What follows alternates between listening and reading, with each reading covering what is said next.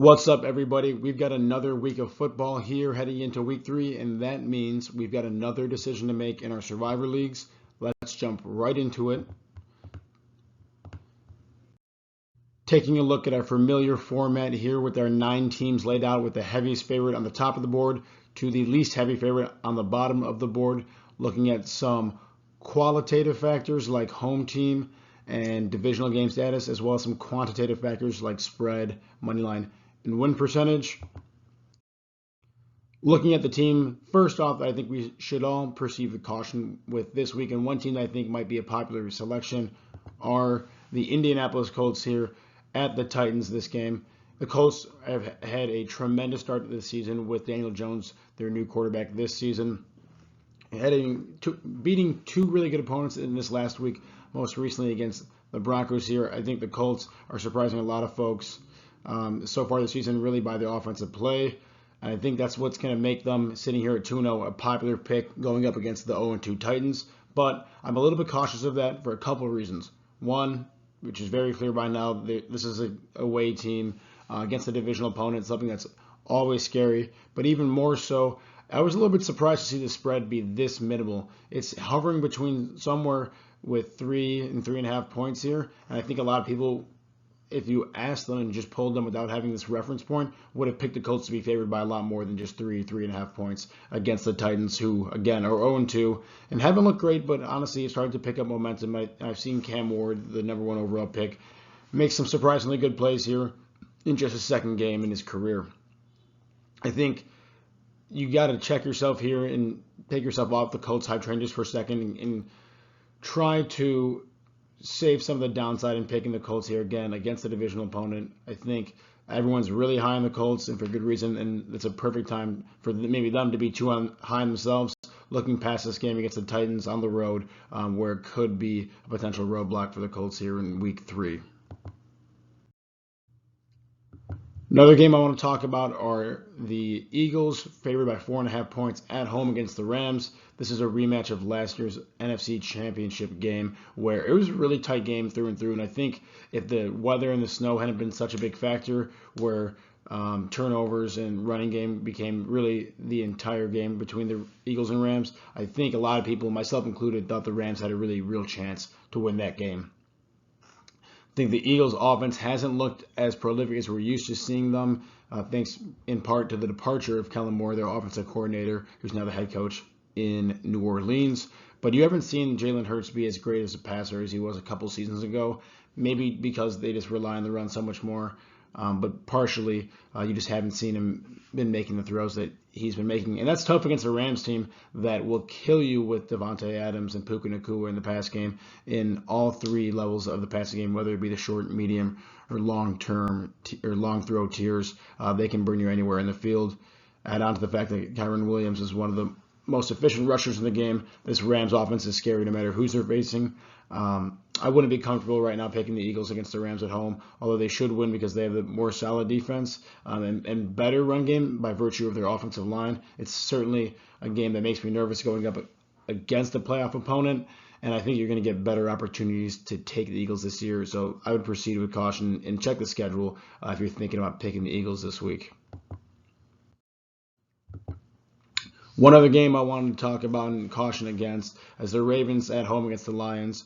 I don't really think the Ravens start 1-2 here and drop this game against the Lions, but I think you saw a really completely different tale between 2 Lions teams in week 1 and week 2, both against divisional opponents, albeit both those opponents very different. You saw the Lions struggle to put up points against the Packers in week 1 and then popped off for over 50 points against the Bears defense, which is really nothing special. But I think there's a lot of questions on what the Lions can be this year, and I've spoken about it in a few different videos, that this Lions offense especially, and defense too, personnel-wise, has not really changed. This is a 14-15 win team from last year that has largely remained unchanged in terms of personnel, outside of a few linemen on the offense side of the football that I can think of. But what it's going to take them a little bit to get used to is now having brand new offensive and defensive coordinators this year with the departure of a couple guys that took head coaching jobs. I don't think that, again, this Lions team is dearth of any talent. I think they have enough talent to really beat anybody. And the big question is, how are they going to adjust, and how soon are they going to adjust with their new play callers on both sides of the football? That's what I'm proceeding with caution here, too. This is, again, I think the Lions end up being a playoff team still this year, and I don't like taking my survivor picks against playoff caliber teams when anything can really happen on any given Sunday. So this is more about the Lions being still kind of a crystal ball, magic 8 ball in terms of what this team is going to be, and a little bit cloudy and unclear, but I think playoffs are in their future with their team, especially under the continuity of Dan Campbell as their head coach. I would stay away from the Ravens here because I think, again, much like the Eagles, you'll have a lot better opportunity to take them later this year. Going on to the best pick, and it's hard to say it's not the Buffalo Bills with the way their offenses looked under Josh Allen. And it's not just Josh Allen who threw for over 400 yards against the Ravens. It's James Cook and this offensive line that took a lot of the pressure off Josh Allen in the passing game in this prior week and really let the Bills cruise to a victory against the Jets. The Dolphins are really struggling this year against, they dropped the first game against the Colts, hung in there for a long time against the Patriots, but ultimately ended up dropping that one as well in our own 2 to start the season. It's really easy to see that this defense for the Dolphins is not going to stop anybody this season. They couldn't do it against the Colts. They couldn't do it against the Patriots, who really struggled to put up points in the first week against the Raiders, who I think have a really poor defense as well. So the Dolphins couldn't stop either of those guys. They're certainly not going to stop the reigning MVP and this freight train that is the Bills offense, putting up 30, 40 points at will. I would be very comfortable taking the Bills here, even against a divisional opponent. It just seems like they are completely outgunning the Dolphins here, especially when you look at the mismatch of the Bills offense versus the Dolphins defense. Not to mention some of the woes the Dolphins offense has had these past 2 weeks and seems to be trending that direction. I would be absolutely stunned if the Bills lost this game, and I think for that reason and all of the other reasons that I mentioned, this is the best pick this week. Now, just because there is a team like the Bills that is favored by 12.5 doesn't mean you need to pick them just because they are the best pick. I think there's a lot of value out there, and this week the biggest value that I see is the Seattle Seahawks at home against the Saints here, favored by over a touchdown. I really like this matchup, and I think the big thing with the Seahawks team that was proven against the Steelers this last week is their defense is the shining star with so many great players all around, but really that front four in the defense setting the tone and setting the stage on that against that offensive line of their opposition. For the Saints, it's more of the same. They lost to a backup quarterback in the 49ers. They were really dealing with a lot of injuries between George Kittle, Brock Purdy, all the slew of injuries they've had at wide receiver and suspensions there in San Francisco. Ultimately, the Saints team is one of the bottom units in this league. I think they're going to get they're going to have to put up one win in the win column sometime this season, but I just don't think it's on the road against Seattle, which we all know is one of the most hostile environments and biggest home field advantages in football. I'm starting to see from Sam Darnold that his playing time in Minnesota wasn't necessarily a fluke, and that he still got a few aces up his sleeve, able to connect really heavily with Jackson Smith and Jigba there at wide receiver, as well as a couple other guys that I think are new to a lot of us this week in week 2 that scored touchdowns. And then you get Kenneth Walker picking up in the run game and really putting the offense in his back at some points in that game here against the Steelers in week 2. And I like the way the offense and the defense are looking for the Seahawks against a pretty weak opponent. Against the Saints, this is a great value, especially when you look at the schedule. I would be surprised if you saw the Seahawks favored by 7.5 points for the rest of the season. Granted, I think they're a really good team. I just think this is a really great time for them against one of the weakest opponents they'll face all season long. Another place to spot value this week are the Commanders at home against the Raiders. I actually think this is a tremendous pick. Outside of records and personnel, the Commanders are coming off a long week playing on Thursday Night Football. Raiders are coming off a short week playing on Monday Night Football. That is going to amplify the level of talent disparity between these two teams. Commanders are a good, not great team, evidenced by their loss to the Packers, whom very well may reign over the NFC this year. But this is ultimately a team that made it to the NFC Championship last year under rookie quarterback Jane Daniels. In his second year, he's still picking up a few things, and this offense is getting back to where it needs to be. You saw them play pretty good football against the Giants. Struggled against a really solid team against the Packers, but this Raiders team is much more akin to that of the Giants, where I'd expect the Commanders' offense to pick up where they left off in Week 1 and put up plenty of points against a depleted, overall weak Raiders defensive unit. For the Raiders, their depletion actually right now is more so on offense with Brock Bowers, their all-world tight end, dealing with a knee injury. He's probably more hurt than he is injured. He'll play Monday night, and we'll see how effective he is, but without a doubt, that knee is nagging him, and that's going to carry over from week to week. Regardless if he's playing, I really like the Commanders. If he's not, I like the Commanders even more. But again, I think it's a really big deal and cannot be overstated that the Commanders have extra time and rest and preparation to face the Raiders, whereas the Raiders have one fewer day to face the Commanders and prepare for them. And just get right and heal up from what should be a physical game against the Chargers. Look at the schedules here for those two teams I mentioned. Until week 12, you don't see the Seahawks playing as weak of an opponent as they're doing the Saints. And then when they do play the Titans that week 12, they are on the road. So I'd be surprised to see them favored by 7.5 points there. And then looking at the Commanders, I like them at home against the Bears. I like most teams at home against the Bears this year. They're on the road against decent, if not good teams, or at home against playoff caliber teams. And maybe again on the road in week 11 with Miami. But I think these are two of the best spots you're going to see for these two teams for their foreseeable future throughout week 12. And that makes them really good value this week compared to a lot of the other teams that I mentioned. You know, Bills might be the best pick, but you're going to be able to take them in week 4 and week 5. Pretty much no concern there, as well as a few other times.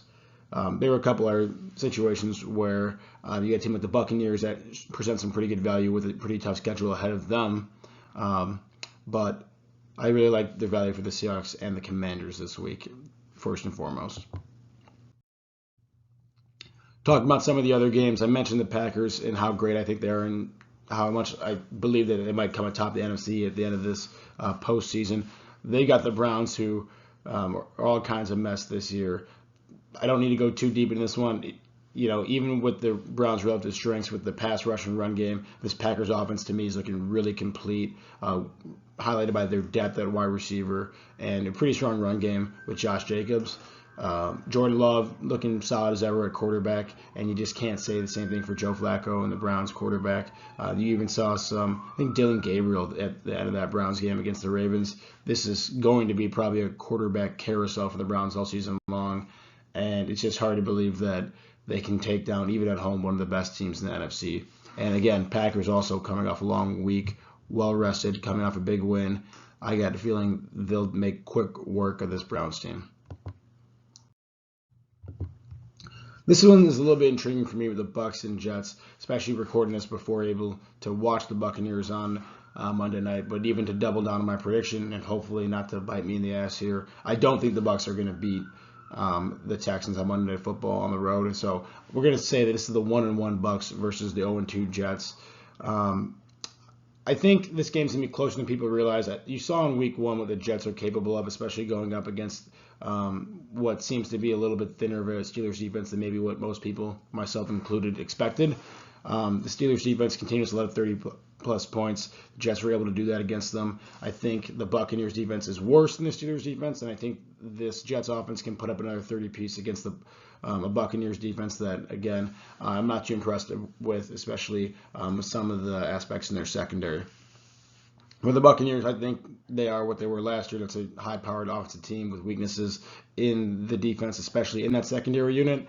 And so I expect this game actually to be very similar to when the Jets played the Steelers in week 1, and you're seeing both teams putting up a lot of points in a shootout-type fashion. That's not the spot you want to be in Survivor, and I don't love this matchup for the Buccaneers here in terms of picking a Survivor play, but there's no doubt that this Jets team is reeling.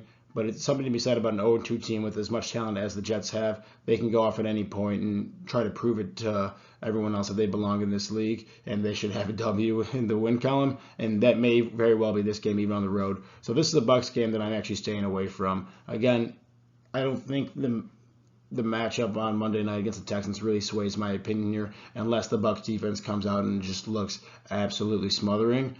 I think everything I said holds regardless of the outcome of that Monday night game. for the Buccaneers and the Texans. Then finally, we got the Chiefs, 0-2, I think, for the first time in the Patrick Mahomes era, facing off against the 0-2 Giants. Giants had a heartbreaking loss on the road against Dallas, and I really thought they were going to come out of that game with a win, especially with the way Russell Wilson was slinging it. But this Chiefs defense is far different from what Russell Wilson and his Giants offense was competing against the Cowboys. I really like the Chiefs to win this game, actually, simply by virtue of their 0-2, and I would be shocked to see this Andy Reid-led team and Patrick Mahomes-led team go 0-3. But this Giants team still proves to be pretty one-dimensional, with Russell Wilson slinging the ball to Malik Neighbors when the chips are down. When you have as good a quarterback and secondary unit as the Chiefs have, you can go ahead and take away the other team's number one option, like Neighbors, and then leave this Giants team depleted with a lot of different options. Now you're seeing Wan'Dale Robinson get a lot more of the target share as a number 2 there. We'll see if I eat these words at the end of the season, but he has not traditionally been what you would consider to be a solid number 2, making this wide receiving core unit a little thin in the depth department. The running game has not been there for the Giants either this season, whether it be Cam Scatterbo or Tracy there. That's really detrimental when you play a team like the Chiefs that are already going to take away your best option in the passing game. It really make this team one-dimensional and try to force their hand to run the ball, which is not the Giants' strength, especially with some of the O-line woes they've had this year and in the past. I just think, at the end of the day, thinking that the Chiefs start the season 0-3 against a really inferior opponent against the Giants is foolish, even if they're playing on the road. There's probably better spots to pick the Chiefs, but I think we're still out on them this year in terms of what the expectations are and how many games we think they're going to win. This is truly a must-win game for them because teams that start 0-3 just simply do not make the playoffs, and that is, again, inconceivable for Patrick Mahomes, Andy Reid-led team. I think you can be confident to take the Chiefs here, but I also would recommend you look at their schedule, see if you can find a better option than on the road against the Giants here in the 5.5-point favorite. Well, that's the video here. Again, I think the best value is the Seattle Seahawks, and that's one of the teams that I'll be taking in one of my 2 survivor picks. I think best pick and safest pick is definitely the Bills, but you can find a lot of value in the Commanders as well. Best of luck, guys, and I'll see you in week 4.